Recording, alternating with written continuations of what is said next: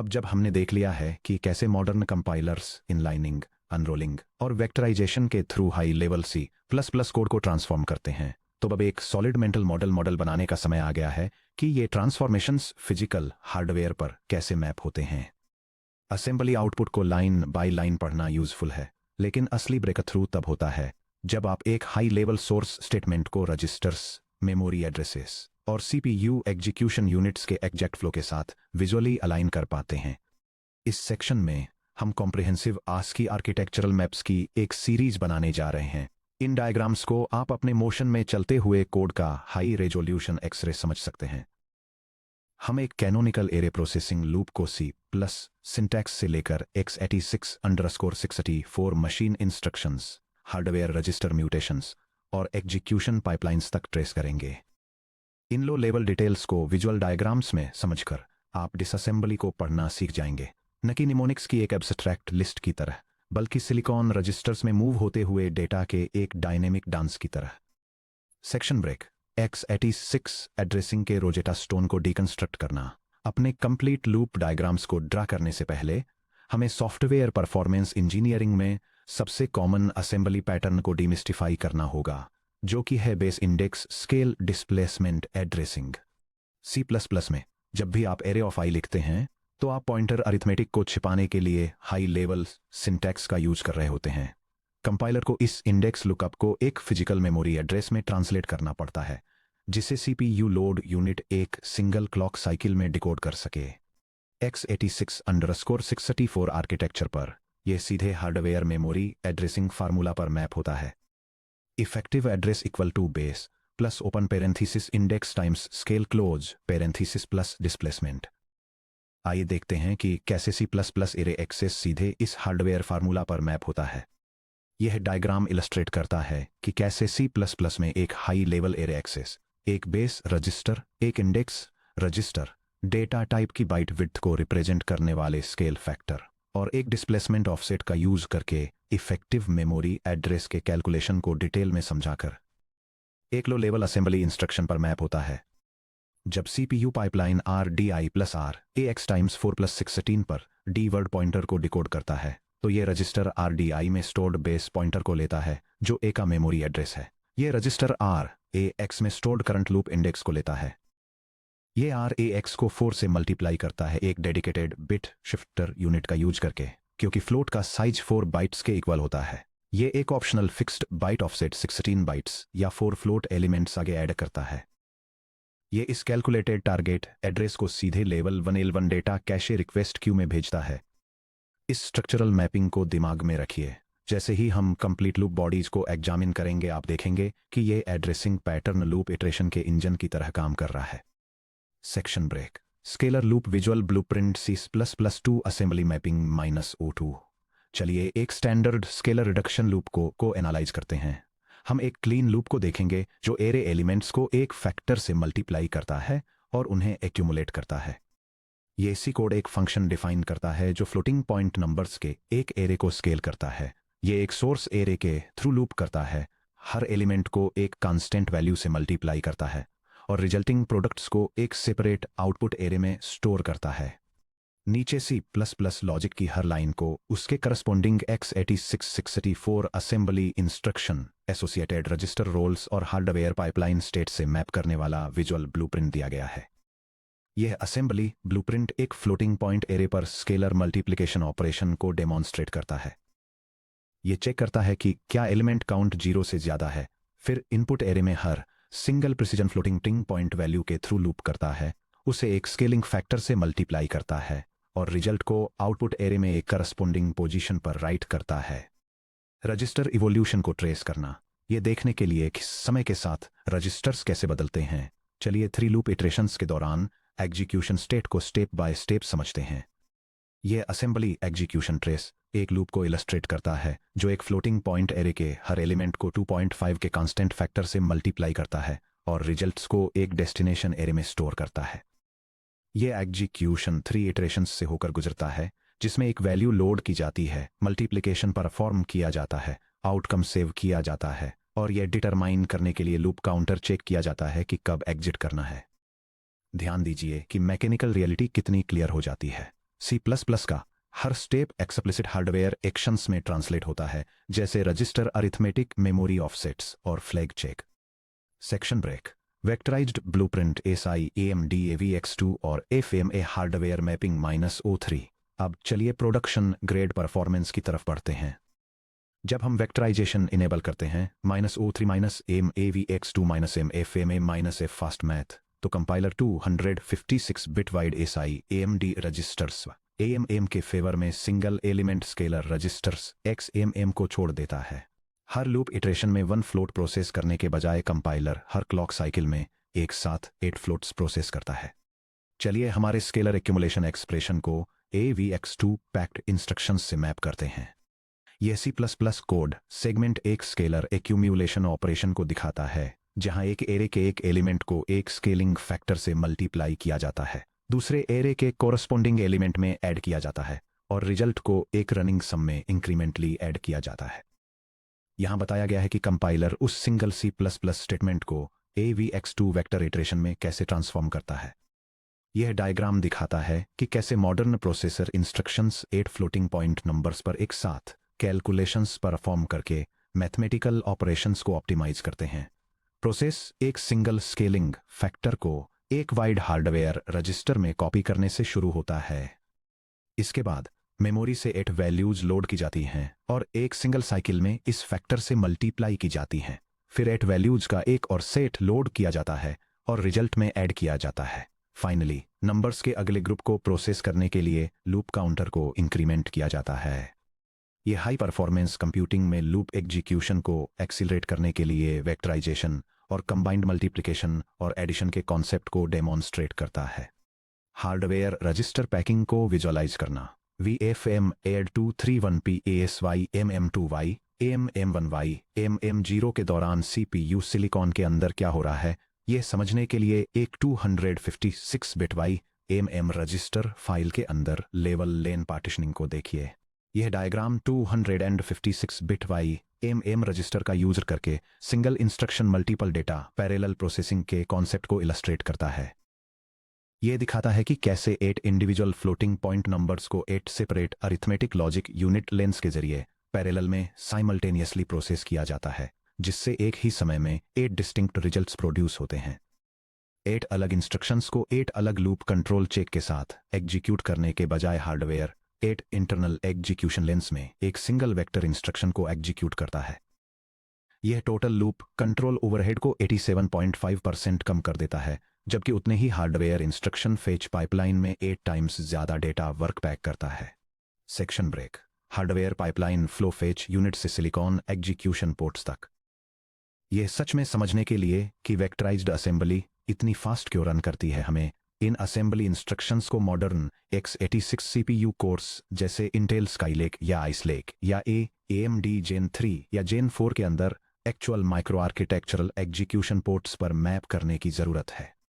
जब कोई assembly instruction decode unit से बाहर निकलता है, तो यह माइक्रो ऑपरेशंस या माइक्रो ऑप्स में स्प्लिट हो जाता है और रिजर्वेशन स्टेशन यानी शेड्यूलर में क्यू हो जाता है। शेड्यूलर माइक्रो ऑप्स को स्पेसिफिक हार्डवेयर एग्जीक्यूशन पोर्ट्स पर डिस्पैच करता है। यहां विजुअल पाइपलाइन मैपिंग दी गई है, जो दिखाती है कि हमारा वेक्टराइज्ड लूप फिजिकल हार्डवेयर से कैसे फ्लो होता है। यह डायग्राम इंस्ट्रक्शन प्रोसेसिंग के दौरान एक मॉडर्न प्रोसेसर की एग्जीक्यूशन पाइपलाइन को इलस्ट्रेट करता है। यह स्टेप बाय स्टेप फ्लो को डिटेल में समझाता है, जो कैश से रॉ इंस्ट्रक्शन बाइट्स को फेच करने, उन्हें डिकोड करने और रजिस्टर्स को रीनेम करने, माइक्रो ऑपरेशंस को शेड्यूल करने, डेडिकेटेड एग्जीक्यूशन पोर्ट्स के जरिए पैरेलल में अरिथमेटिक और मेमोरी ऑपरेशंस को एग्जीक्यूट करने, और फाइनली स्टेट चेंजेस को ऑर्डर में कमिट करने तक का है। पोर्ट्स को समझना क्यों जरूरी है, ऊपर दिए गए आर्किटेक्चर डायग्राम को देखिए। पोर्ट 0 और पोर्ट 1 में डुअल FAMA यानी fused multiply add hardware engines होते हैं। वे हर सिंगल क्लॉक साइकिल में 256 बिट FAMA ऑपरेशंस को एग्जीक्यूट कर सकते हैं। पोर्ट 2 और पोर्ट 3 मेमोरी रीड्स यानी लोड एड्रेस जनरेशन यूनिट्स को हैंडल करते हैं। वे हर सिंगल क्लॉक साइकिल में L1 डेटा कैशे से 256 बिट वेक्टर्स टोटल 64 बाइट्स निकाल सकते हैं।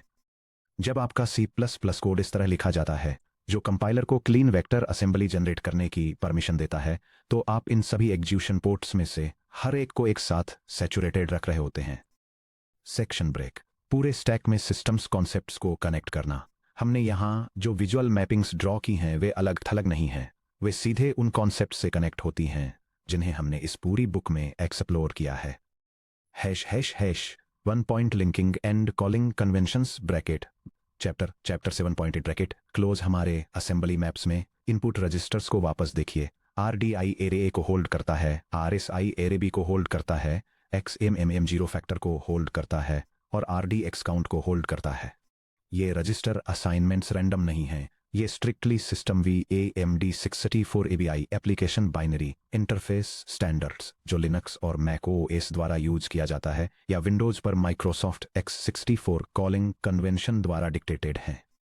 जैसा कि हमने चैप्टर 7.8 में देखा था, जंप इंस्ट्रक्शन के एग्जीक्यूट होने से पहले फंक्शंस को पास किए गए पैरामीटर्स स्पेसिफिक हार्डवेयर रजिस्टर्स को असाइन किए जाते हैं। पहला इंटीजर या पर आर्गुमेंट RDI पर जाता है, दूसरा इंटीजर या पॉइंटर आर्गुमेंट RSI पर जाता है, तीसरा इंटीजर या पॉइंटर आर्गुमेंट RDX पर जाता है, पहला फ्लोटिंग पॉइंट आर्गुमेंट XMM0 पर जाता है।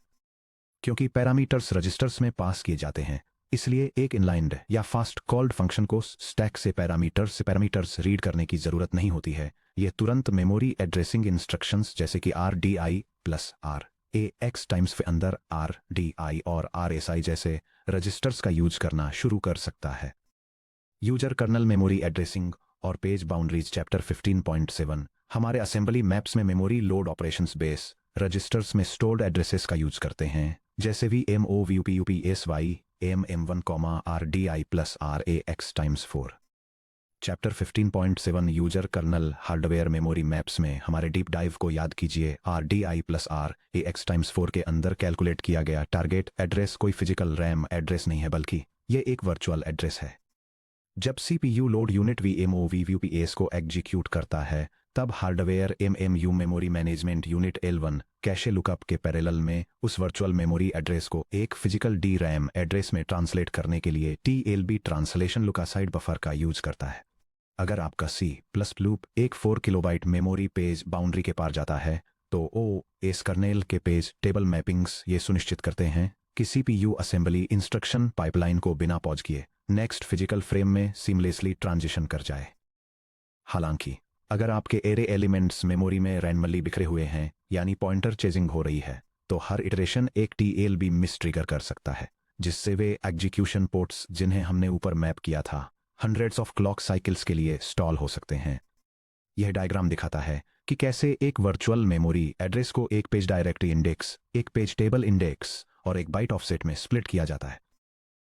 फिर हार्डवेयर मेमोरी मैनेजमेंट यूनिट और ट्रांसलेशन लुकासाइड बफर कैशे इन कंपोनेंट्स को ट्रांसलेट करते हैं ताकि सिस्टम की मेन मेमोरी या प्राइमरी कैशे में करस्पोंडिंग फिजिकल मेमोरी को लोकेट किया जा सके। 3. CPU host controllers to PCIe and GPU SIMT engines chapter 16.8 section 3 में AAVX2 वेक्टर लेन डायग्राम को ध्यान से देखें। ध्यान दें कि कैसे 8 float elements packed SIMD lanes lane 0 से लेन 7 का यूज करके पैरेलल में प्रोसेस किए जाते हैं।